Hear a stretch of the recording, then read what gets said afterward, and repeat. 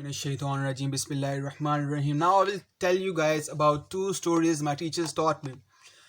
Once upon a time, my sir said that he was in a mosque and he overheard two guys talk. They were saying that, this mosque needs a new khateeb. Khateeb is someone who, gives speech or a khutbah or a religious sermon in the mosque.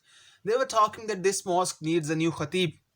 What kind of khatib? The other one asked. He said that he should be very proficient in Islam, he should be a scholar of Islam, he should be very devout, he should be very pious, and he should give a khutbah in a way to mesmerize the people. He should awaken the faith of the people. And he should be very knowledgeable about Islam, he should be educated, and he should be well dressed as well. The persons talking also said that the khatib should always give his time to the mosque.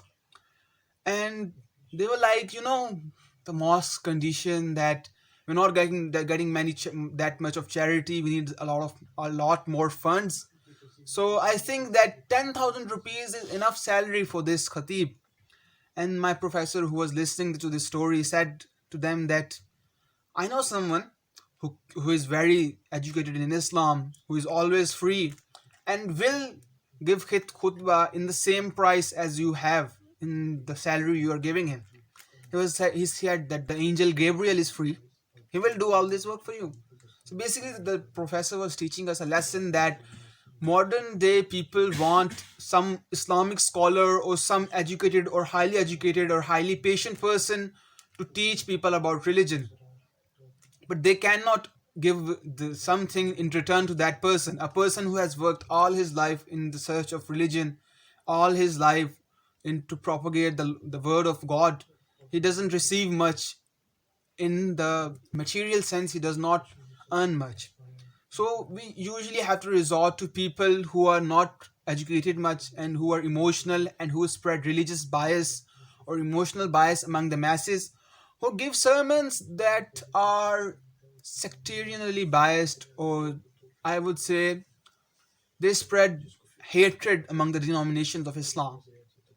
So, because generally Islamic scholars have, even if they teach in universities, they have a pay scale of about 1 lakh, 2 lakh, and that's normal range price, that's normal salary range for the professors in universities who teach Islamic studies or Sharia or etc.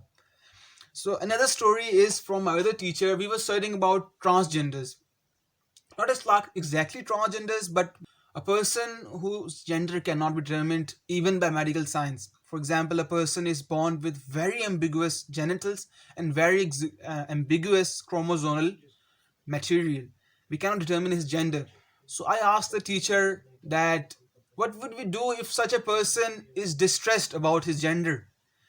Or for example, I asked my sir, the teacher taught us that a person who is a khunsa mushkil should receive inheritance according to these and these rules if he is born, and such kind of cases are 1 in a million.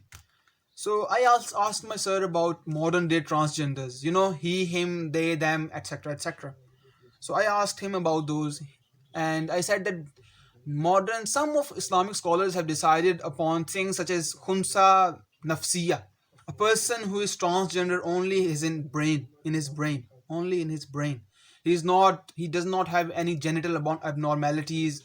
He is perfectly healthy male or perfectly healthy female, but his brain makes him think that he should be a female or a male.